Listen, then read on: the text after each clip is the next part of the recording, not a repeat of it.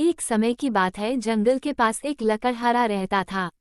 वो जंगल में लकड़ी इकट्ठा करता था और उन्हें पास के बाजार में बेचता था कुछ पैसों के लिए। एक दिन की बात है, वो एक पेड़ काट रहा था। तभी हुआ ये कि गलती से उसकी कुल्हाड़ी पास की एक नदी में गिर गई।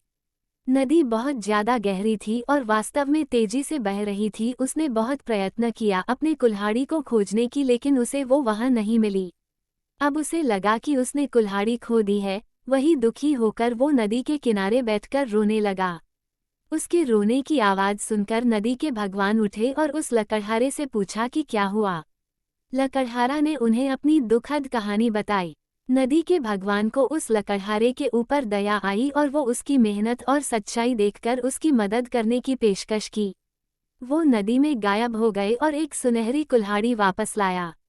लेकिन लकड़हारे ने कहा कि यह उसका नहीं है। वो फिर से गायब हो गए और अब की बार उन्होंने चांदी की कुल्हाड़ी लेकर वापस आए। लेकिन इस बार भी लकड़हारे ने कहा कि ये कुल्हाड़ी उसका भी नहीं है। अब नदी के भगवान पानी में फिर से गायब हो गए और अब की बार वो एक लोहे की कुल्हाड़ी के साथ वापस आ गए। लकड़ी का कुल्हाड़ी देखकर लकड़हारा मुस्कुराया और कहा कि यह उसकी कुल्हाड़ी है। नदी के भगवान ने लकड़हारे की ईमानदारी से प्रभावित होकर उसे सोने और चांदी की दोनों कुल्हाड़ियों से भेंट किया। इस कहानी से हमें ये सीख मिलती है कि ईमानदारी सर्वोत्तम नीति है। Thanks for watching.